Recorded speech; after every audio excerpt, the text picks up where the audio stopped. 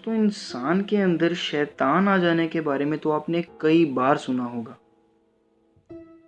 पर क्या आपने कभी ये सुना है कि इंसान ही शैतान में तब्दील हो गया? तो चलें डर के एक नए सफर पर।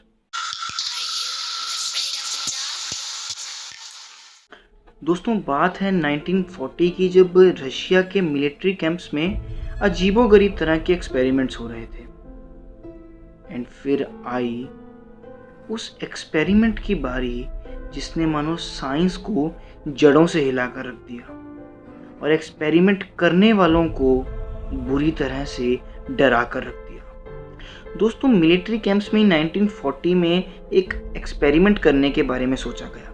वो एक्सपेरिमेंट ये था कि 5 पॉलिटिकल प्रिजनर्स को कुछ दिनों तक एक गैस चैम्बर में रखा जाएगा, जिसके अंदर एक इस तरह की गैस स्टिमुलेट की जाएगी जो कि उन्हें सोने ना दे। इन प्रिजनर से ये वादा किया गया कि अगर वो 30 डेज तक इस एक्सपेरिमेंट को परफॉर्म करते हैं तो उन्हें जेल से रिहा कर दिया जाएगा। हालांकि ये बिल्कुल फॉल्स स्टेटमेंट थी और खुशकिस्मती से ये लोग इस एक्सपेरिमेंट के लिए राजी भी हो गए। बट इस एक्सपेरिमेंट को करना शायद इन रिसर्चर्स की सबसे बड़ी गलती होने वाली थी। इनिशियल डेज में ये लोग आपस में बातें करते रहे एंड वन वे विंडो के थ्रू भी इन्होंने बाहर बैठे हुए रिसर्चर्स से बातें की। बट स्लोली एंड ग्रेजुअली ये बातें थोड़ी सी डीप एंड डार्क होने लगी। The topics were getting worse and scary now. And फिर हुआ कुछ ऐसा जो कि शायद ऑनसेट था आने वाले नाइटमेयर का।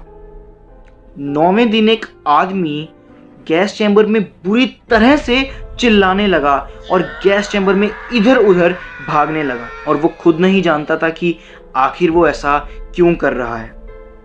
उसकी आवाज़ इतनी डरा देने वाली थी कि शायद कोई उस डर को एक्सप्लेन भी ना कर पाए।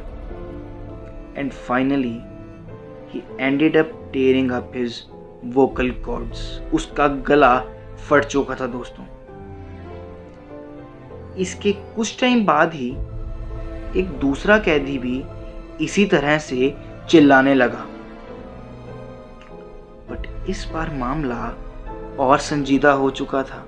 अंदर बैठे बाकी 3 प्रिजनर्स ने बाहर बैठे रिसर्चर्स को ये देखने ही नहीं दिया कि आखिर अंदर के कंडीशंस क्या थे, और इसको रोकने के लिए उन्होंने अपने वेस्ट को और टॉर्न पेजेस को खिड़कियों पर लगाना शुरू कर दिया। ये बिहेवियर बिल्कुल एबनॉर्मल बिहेवियर था।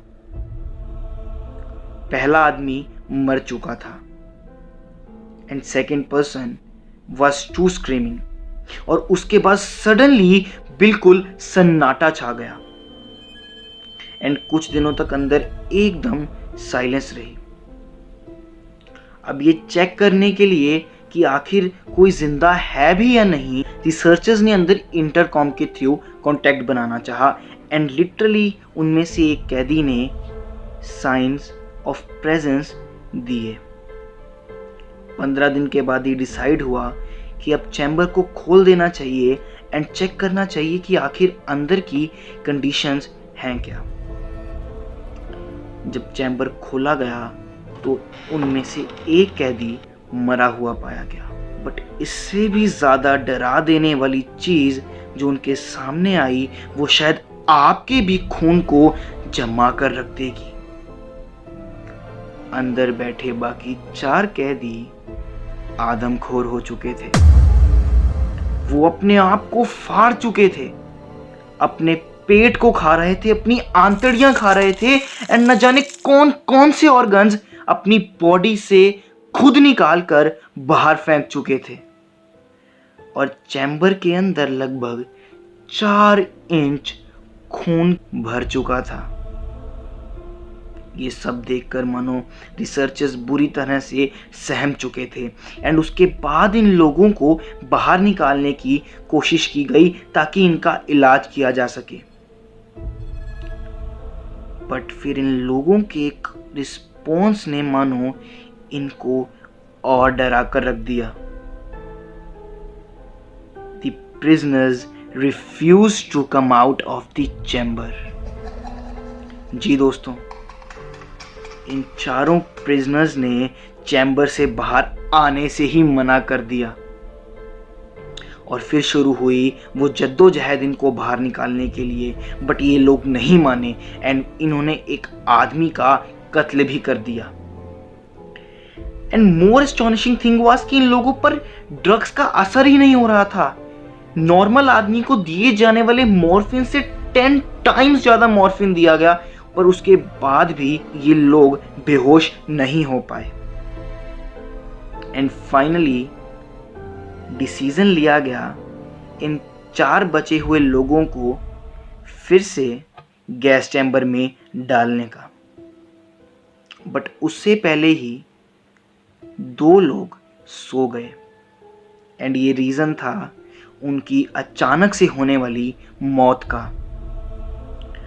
बट दोस्तों, सिलसिला यहीं नहीं थम जाता। इन लोगों को चैम्बर में डालने से पहले इनके टेस्ट भी किए गए और टेस्ट में जो बात सामने आई, it's really strange and scary. इन लोगों के ब्रेन कुछ दिन पहले ही डेड हो चुके थे।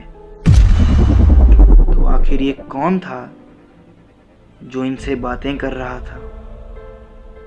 एक कमांडर ने ये ऑर्डर्स दिए कि बचे हुए 2 लोगों को चैम्बर में वापस डाला जाए अलोंग विथ 3 अदर रिसर्चर्स, ताकि वो ये देख सकें कि आखिर अंदर चल क्या रहा है। But one of the researchers was wise. वो समझ चुका था कि ये आदमखोर हैं और मैं इनके साथ अंदर नहीं जाने वाला। And he suddenly took out his gun and shot the commander and along with him the another prisoner. और अब बचा था सिर्फ एक कैदी। उस आदमी ने उससे पूछा कि आखिर वो कौन था, और उसने जो जवाब दिया वो शायद आपके भी रोंगटे खड़े कर दे। उस आदमी का जवाब था, मैं वो पागलपन हूं जो हर समय तुम्हारे दिल के किसी ना किसी कोने से निकलना चाहता है। पागलपन आजादी का, टू बी फ्री। मैं वो शैतान हूं जो हर रात तुम्हारे अंदर से बाहर आना चाहता है, पर तुम्हारी नींद है जो मुझे हर समय दबा देती है। एंड याद रखिएगा, he was not talking only about himself. वो बात कर रहा था उन 4 लोगों को अपने साथ रखकर। ये जवाब सुनकर वो रिसर्चर इतना घबरा चुका था कि he suddenly took out his gun और उस आदमी को उसने गोली मार दी just at his heart। और मरते मरते उसने कहा, so nearly free। इस बात का आखिर एक्चुअल मीनिंग क्या है? क्या वो शैतान उस शरीर से आजाद हो चुका था? क्या इसका मतलब कुछ और था? क्या वो कोई पागलपन था जिसकी वजह से वो आदमी ऐसी बातें कर रहा था, या सच में कोई शैतान था जो हर किसी में है, आप में है, मुझ में है, जो शायद हर रात बाहर आने की कोशिश करता है, पर फासला रह जाता है तो बस कुछ रातों का और कुछ रातों की नींद का। क्या ये वही शैतान था? क्योंकि उस आदमी का ब्रेन तो कब का डेड हो चुका था। दोस्तों, कुछ लोगों का ये भी मानना है कि शायद ये कोई मेडअप स्टोरी है, कोई सच्ची घटना नहीं है।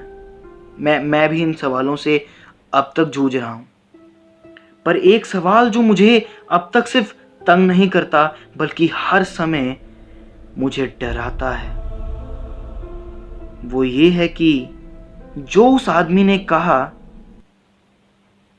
क्या वो सच था?